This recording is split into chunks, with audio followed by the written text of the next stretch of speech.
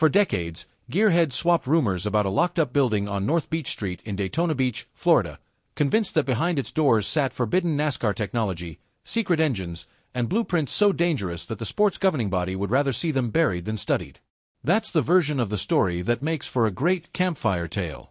The real version, the one that actually happened after Henry Smokey Yunick passed away, is stranger, sadder, and honestly more impressive than any conspiracy theory could have made it. There was no raid. There was no vault. What actually happened was a public garage sale, open to anyone willing to make the drive, and what came out of that sale, along with what the family quietly kept for themselves, tells you more about American ingenuity than any legend ever could. Smokey Yunick died on May 9, 2001, at 77 years old, after a battle with leukemia that had worn him down over the preceding year. He passed at his home in Daytona Beach, the same city where he'd built his reputation from practically nothing starting in 1947, when he opened a small repair shop and gave it a name that stuck for the rest of his life, the best damn garage in town. That name wasn't marketing bravado. It was earned, one engine, one race win, one rulebook headache at a time, across nearly 4 decades in and around professional motorsports. By the time he closed the shop's doors to the public in the mid-1980s, reportedly because he felt there simply weren't enough good mechanics left worth training, the building itself had already become something close to a shrine among racing fans who understood what had happened inside it. So when word got out that the family was finally going to open everything up, the response was enormous. During Speed Weeks in February of 2002, Smokey's widow, Marge Yunick, held a multi-day public sale, and people didn't just show up from around Florida. They drove in from Maine, from Oregon, from anywhere a person could reasonably justify a road trip to touch a piece of genuine racing history. What they found wasn't a sealed laboratory guarded by lawyers and NASCAR officials. It looked like exactly what it was, a working craftsman's shop that time had simply stopped inside of. $5 fender hammers sat next to $20 boxes stuffed with spare race parts.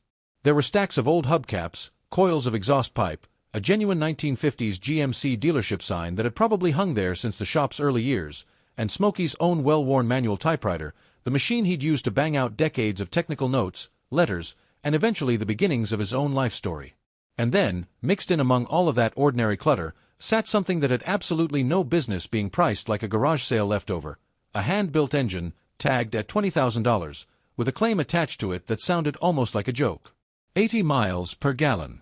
Marge Yunick, for her part, described the whole scene with a line that stuck with fans ever since. She called it a junkyard, but a first-class junkyard, and that description fits better than anything a marketing team could have come up with. She also made it clear this wasn't just about clearing out a building. It was about honoring what Smokey actually wanted, which was for his tools and his machines to keep being used, to end up in the hands of people who'd appreciate them as living pieces of his work rather than getting locked behind glass in some museum nobody could touch. The proceeds from the sale went toward a foundation meant to keep supporting innovation in motorsports, which felt fitting for a man who'd spent his whole career trying to push the sport somewhere new. His daughter, Trish Yunick Brown, put it simply after the sale wrapped. While plenty of people wanted the physical objects, tools, engines, signage, she said the thing she valued most wasn't any of that. It was his stories. Her husband, Chris Brown, had his own way of summing up who Smokey really was, calling him NASCAR's wildest cheater and meaning it as a compliment. It wasn't about breaking rules for the sake of breaking them. It was about a man who kept finding gray areas nobody else had noticed, forcing the rulebook itself to evolve just to keep up with him. Here's the part that really separates the legend from the reality, though. If this had genuinely been some secret government seizure or a midnight raid by NASCAR officials trying to make dangerous technology disappear, none of what happened next would make any sense. Instead, ordinary fans walked out of that sale carrying $5 hand tools right alongside people who were seriously considering dropping real money on an engine that supposedly hit 80 miles per gallon. That's not how you handle contraband. That's how you handle a life's work. The building itself eventually got sold off in 2003 as part of the estate, and years later, on April 25, 2011, the last remaining structure burned down in a fire. But by then, none of that mattered for the legacy itself, because the real inheritance had already scattered out into garages, private collections, and museums across the entire country. Now let's get into what actually made Smokey's reputation as an engineering mind, not just a mechanic, because the hot vapor engines are where this story stops sounding like folklore and starts sounding like something out of a physics textbook. While most modern engines lean on computers to manage fuel delivery with total precision, Smokey was working decades before that kind of computing power existed in a garage, and he took a completely different route to get incredible results. Working with a modified 2.5-liter Pontiac Fiero Iron Duke 4-cylinder, an engine that in stock form put out somewhere around 90 horsepower and got roughly 35 miles per gallon on the highway, Smokey's carbureted version reportedly produced around 250 horsepower and 250 pound-feet of torque, dropping the 0 to 60 time to somewhere around 6.5 seconds, all while still managing an estimated 51 miles per gallon running on 93-octane gas. Multiple people who've tested or driven the surviving example over the years, including outlets like Hot Rod Magazine, have backed up numbers in that same range, even if the exact figures have varied slightly depending on who's telling the story. The engineering principle behind it is what's usually called adiabatic combustion, or the hot vapor cycle, and the basic idea flips conventional engine thinking on its head. Instead of trying to cool the incoming air and fuel mixture, which is what almost every other engine design aims for, Smokey used waste heat, the kind normally thrown away through the exhaust and coolant systems, to actually boil the fuel mixture before it ever reached the combustion chamber. The vaporized mixture pushed through a turbine-driven device Smokey called a homogenizer, routed through a specially wrapped manifold until temperatures climbed past 450 degrees Fahrenheit. That process completely vaporized the fuel, letting the engine run at an extremely lean air-to-fuel ratio, reportedly more than 20 to 1, far leaner than a typical engine of that era could manage without violently knocking itself apart. And according to people who tested it independently, including engineers at Detroit's own labs, the numbers checked out. The engine reportedly met strict 1980s emissions standards without any computer management whatsoever, which for the time was a genuinely remarkable feat. None of this came out of nowhere. The core concept traced back to the 1950s and a collaboration with Ralph Johnson, a Holley carburetor specialist and General Motors dyno technician who worked alongside Smokey to push past what everyone assumed was a hard detonation limit. Together they figured out how to run exhaust temperatures upward of 2200 degrees to control how the hydrogen in the fuel burned, walking right up to the edge of engine failure and staying there. Johnson later described their calibration process in a way that says everything about how razor-thin the margin was. The engine never ran better than it did right before it let go entirely. That's not exactly the kind of engineering you can hand off to an average driver without serious durability concerns, and that tension between incredible performance and real-world reliability ended up being the whole story of why this technology never made it to showroom floors. Smokey and his collaborators built several of these hot vapor prototypes beyond the Fiero, including versions installed in a 3-cylinder Buick, a Ford, a Volkswagen, a DeLorean, and a Dodge. Multiple sources describe these test vehicles clearing 45 miles per gallon or better while producing output in the neighborhood of 2 horsepower per cubic inch, numbers that would turn heads even by today's standards, let alone in the 1980s. There were real, serious flirtations with actual production. GM reportedly looked at retrofitting the technology into S10 pickup trucks, and there was a licensing arrangement explored with crane cams to try to bring a version of the system to market for ordinary 4-cylinder engines. None of it survived contact with reality. Durability concerns mounted as engineers tried scaling the concept down from Smokey's hand-built, exotic internals to something affordable enough for mass production. Legal disputes piled up. Manufacturing costs kept climbing instead of coming down. And Detroit's broader institutional resistance to adopting outside innovation, sometimes called the not invented here problem, did the rest of the damage. The technology collapsed under the weight of all of it before it ever reached a single retail customer. But here's the thing people get wrong when they imagine this story ending in total failure. The physical engines survived, and that matters. Smokey's daughter kept several of the prototype units in the family's possession. Enthusiast and collector Tony Allers eventually tracked down and acquired running examples, going as far as building a faithfully restored, daily-driven Fiero replica around the salvaged original hot vapor drivetrain, and by most accounts he genuinely drove that car for years afterward.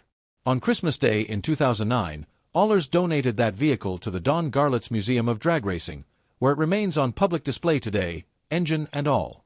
Another one of the surviving hot vapor units reportedly made its way into the collection of the Smithsonian Institution, sitting alongside Smokey's trademark battered hat as a permanent piece of American engineering history. Beyond the engines themselves, Smokey left behind a genuine paper trail proving all of this was serious engineering rather than garage mythology. United States Patent and Trademark Office records confirm he secured at least 9 separate patents between 1978 and 1996, each one a legal timestamp on an idea he refused to let disappear quietly. A cluster of those patents, filed between 1984 and 1988, cover the exact apparatus and methods behind the fuel conditioning systems that powered his hot vapor Fiero experiments. Those particular patents entered the public domain around 2003, deliberately released so engineers anywhere could study the underlying technology freely rather than having it locked away. He also held a patent for a pressure vent system dating back to 1978, one covering an oil change system from the early 1990s, and another covering engine testing methodology from the mid-1990s. Some of his most stubborn battles, though, weren't about fuel efficiency at all. They were about safety, and about aerodynamics, and about a sanctioning body that wasn't always ready to listen. Back in 1961, Smokey developed pneumatic air jacks designed to lift a stock car instantly during a pit stop, shaving precious seconds off every stop. NASCAR rejected the idea as inappropriate for the series at the time.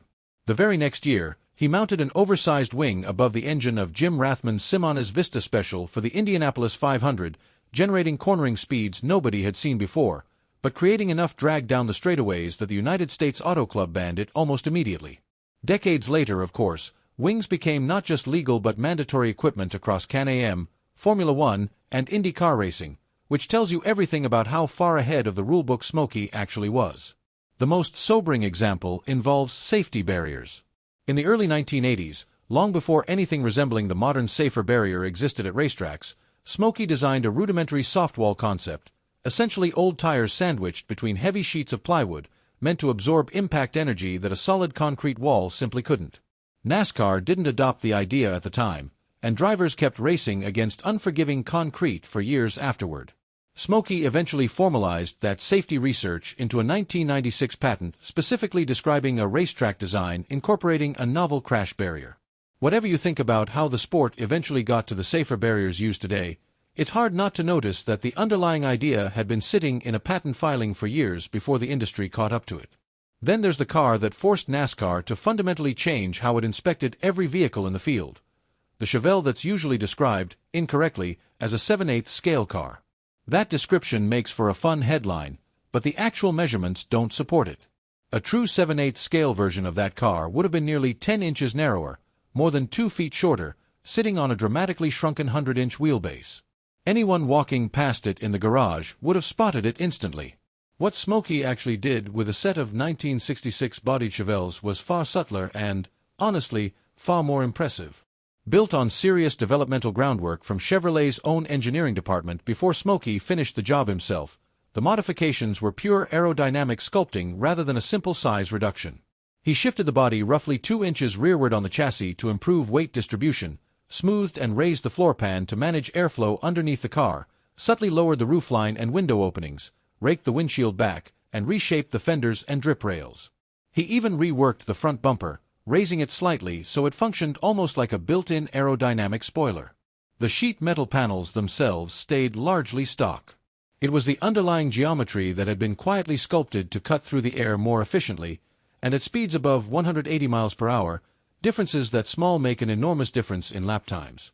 When NASCAR's inspectors eventually realized something was off with the car, they scrambled to build their first-ever inspection templates, reportedly using a wrecked Chevelle driven by Bobby Johns as their reference pattern. That effort caused enough headaches during inspection that NASCAR ultimately had no choice but to mandate standardized roof, hood, and trunk templates across the entire field, a practice that's remained part of stock car inspection ever since. The engineering behind Smokey's version worked exactly as intended. Driving one of these cars, Curtis Turner became the first driver in history to qualify at over 180 miles per hour at Daytona.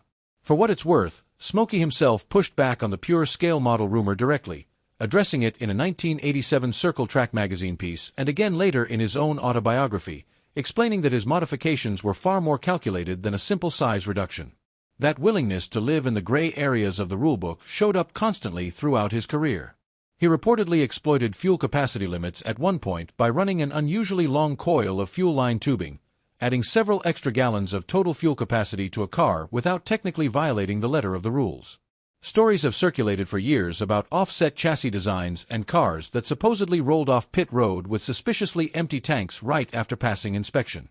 Smokey's own explanation for this kind of behavior, as he later put it in writing, was pretty simple. He believed everyone else in the garage area was cheating far worse than he was, so anything he did was really just leveling the playing field. The most complete record of how Smokey actually saw his own life came out in the 1,100-page autobiography he finished as his health was failing, titled Best Damn Garage in Town. Self-published posthumously around 2001 through Carbon Press with the help of his family, the massive 3-volume boxed set included more than 400 photographs and was split across volumes covering his personal life, his stock car career, and his work with Indy 500 entries and inventions. His old friend John DeLorean even narrated the audiobook version, which is its own strange little footnote in automotive history given everything else going on in DeLorean's life around that same era. Inside those pages, Smokey wrote about the tragedy that eventually pushed him away from NASCAR entirely. In 1964, his close friend Fireball Roberts crashed and caught fire during a race at Charlotte, dying roughly 40 days later from the resulting injuries. That loss sent Smokey into an aggressive campaign for better safety standards, particularly around fuel cell design, and when NASCAR founder Bill France Sr. repeatedly overruled his proposals, Smokey formally walked away from the organization around 1970. The book also dug into his military service, and it's here that memory and official record don't quite line up. Smokey maintained he'd flown more than 50 missions aboard a B-17 bomber, but National Archives records instead show he was drafted in 1943 as a welder and served on active duty from 1944 through 1946. The military did verify, however, that he reached the rank of second lieutenant and earned an Air Medal while serving with the 15th Air Force, so whatever the exact details of his service looked like, it was still a genuinely decorated record. His racing resume, at least, needs no clarification at all. He secured 57 Cup Series wins as a car owner and crew chief, claimed 2 championships in that capacity, and picked up a 1960 Indianapolis 500 victory working as master mechanic on the winning car. He also became the first car owner to win back-to-back Daytona 500s, in 1961 and 1962. By the end of his life, he'd been inducted into more than 30 different motorsports halls of fame, including the inaugural class of the International Motorsports Hall of Fame back in 1990 and the Motorsports Hall of Fame of America in 2000. So what actually endures, now that the garage itself is gone and the building that once stood at 957 North Beach Street burned down for good back in 2011? It isn't the physical structure. It's everything that walked out of it before the fire ever started. It's the foundation that the original sale helped fund, still tied to his mission of pushing motorsports innovation forward. It's Tony Allers's running hot vapor Fiero, sitting today inside the Don Garlits Museum of Drag Racing as a working reminder that the numbers were real. It's the patents, sitting quietly in the public domain since 2003, still available for any engineer curious enough to study exactly how a carbureted 4-cylinder from the 1980s squeezed out that kind of power and efficiency at the same time. And it's the rulebook itself, permanently reshaped by a Chevelle that never needed to be shrunk down to be dangerous, by wings and air jacks that eventually became standard equipment across multiple racing series, and by a rough sketch of a tire and plywood crash barrier that arrived decades before the sport was ready to take it seriously. There was never a hidden vault. There was never a government cover-up or a secret NASCAR raid designed to erase dangerous technology from history. What actually happened was simpler and, in its own way, far more remarkable. A garage sale, open to anyone who wanted to show up, revealed that one stubborn, chain-smoking mechanic from Daytona Beach had spent decades quietly out-engineering an entire industry, and left behind receipts, running engines, and a patent trail to prove every bit of it.